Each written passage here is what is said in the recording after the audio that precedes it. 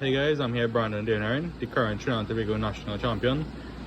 He had back-to-back finishes at Y.P.L for July and August. So Brandon, introduce yourself. Okay, hi, I'm Brandon. I played vs K9 at this Y.P.L. I came first, well, I split this Y.P.L and I split last Y.P.L with Jacob, with both of us coming first and seconds and concurrently. Alright, let's get into this. Yeah, this is my field center. It's been a hot topic in judges now about the legality of it. I do say you have to talk to your head judge first, but this is a deck profile, so I don't have to talk to anybody. Alright. So, first off, the Goat Razan, three Mad Love, triple Geo Long, triple Holy Suit. These are like your starters and your pseudo starters, with this being like a pseudo starter, like a fire heavy hand. So you really need to max out on these to see them. Then the big ones, one Burger, one Caesar Alias. I wouldn't go with more than one Burger right now or one Caesar Alias. You do play a little more into the Imperm and Jailers because you can't dodge it reliably, but they're not really in this format right now, so I think it's okay to not play them. Yeah. Power Spells, Rota, Triple Stake, I'm going engine by engine. Rota, Stake Your Soul, Field Spell, and Trap, of course. Okay. Next engine is the K9, of course. So I used a fairly heavy K9 package. 3 Joku, 3 Ozuna, 1 Lupus, 1 Lantern, and 1 Force Back. I did not mean Kisa K9 because I felt like those really heavy K9 heavy hands will really help you break the board. So I sided if I knew I was going to this. Alright, that's it. Then for hand traps, I opted for. You really don't have that many flex spots in this deck. It's a bit of a cookie cutter deck. I went 3x3 because I want to be able to stop my opponent and make them like think about their plays. I don't want to go into attributes so that as much because if I lean into the Holy Suit, the Azunas, the same Ash will stop these, and that would stop those cards as well. Yeah. So I didn't think it made sense. Triple Ash is a fire and you need it. And my flex spot, some people use Nibiru. I opted for DD Crow. It's better into the mirror and it stops a weak yummy hand in terms of going for your field spell.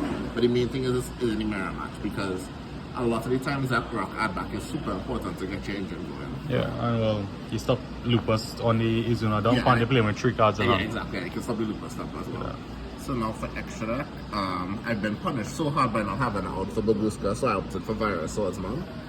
It's not the greatest one, but it's at least it's easy to make and it doesn't require extra deck monster or your opponent have a specific attributes if you go for a Charmer and a SP, as well as it takes up less extra deck space. SP, which is an option, but it's not always a viable out because it's basically how the deck works. 2 rock, and that's it for the links. For the K9 package, I played Ripper, Hound, and Werewolf. I think Hound is important for Raizio Mitsurugi specifically. A lot of times with that deck, you end up, they do so much at Raizio, keep replacing themselves that like having one Book of Moon doesn't work well. Especially if you're playing a good player who doesn't just lean into making a dual drive, attaching to one engrave, and then a Valiant and could book it and then they can't summon anything. But if you're playing a good player who wouldn't do that, the Hound usually ends up being the only chance at success. Because it can be targeted, it can be destroyed that turn and it has a banish and standby phase. Alright. Other rank 5s, Valion, Broken Cut. Nash Package, and C104, and of course Paradise Smasher. You just have to play it. You was able to lock anybody out? I loved it. I only did it. I don't like Paradise, honestly. But the times I would do it is if I get charmed and I have to keep going through and I know if I stop, I'm not going to win. Even if I don't give them any draws, my hand is too weak and I'm not going to win. Might as well try to lock them out and see if it works. Alright. And I did work out both times. And then Zeus and Typhon. Typhon is really important for those hands when they draw the Lupus or they break it, they get rid of the Izuna. Because you can lead with Typhon, you can bounce on the start of your turn, and you can normal summon something and make an SP, and then you've played like 2 monsters, maybe 3 if they even have action, you can use SP again. It doesn't come up often, but you could also Lupus into Typhon on your opponent's turn as well. Yeah, it didn't come up at all, but yeah. Now side deck, I played 2 Bell for the Yummy matchup.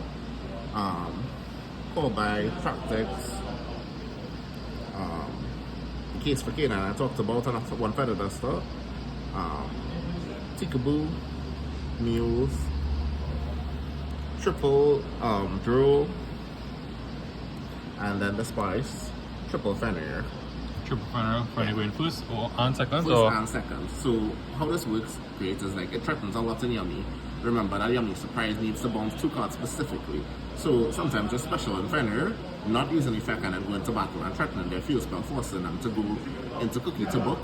But you end up playing also like forces, it allows your Fenrir to activate and gives you a chance at banishing a minion, which then could go, and when you activate that, they force you surprise to bounce that, and you can kind of just go off. Additionally, going first is also like put a lot of pressure on them for not using minion.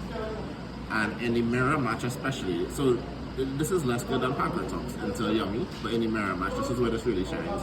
You lead with special enough Fenrir, it threatens the Izuna and Holisu players. Because if they do use Izuna, you can banish the Izuna and then they can only make Typhon. And then you can still do this. It also replaces itself so you get another its attribute. And then with the Holy Su play, remember that's like a 3-card combo, right? Holy Su, reveal Fire Dark, summon Razan, then Razan will switch the Caesar Valius, and then Caesar Valius specifically has to bounce the Holy Su to get the Fire Dark back, right?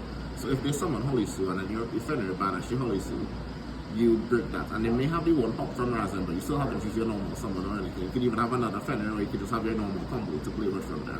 And at that point in time, they have a full hand of yes, and you could probably just play through that as well. Exactly. So like I think it worked out really well. For me, banishing minion face down was made game super easy because then you still have a 2400 attack point body that like they only only alters like SP, and then you still could just your Fenrir by then has already switched another Fenrir, so you just summon another one. Yeah, get rid of minions, set the Ash and you win. Yeah, that's it. That's the deck profile. Okay, thanks again, Brandon, for your deck profile. Crazy season, I guess, for you. Oh yeah, that's a good one. Yeah, so hopefully we see you more soon. Yeah.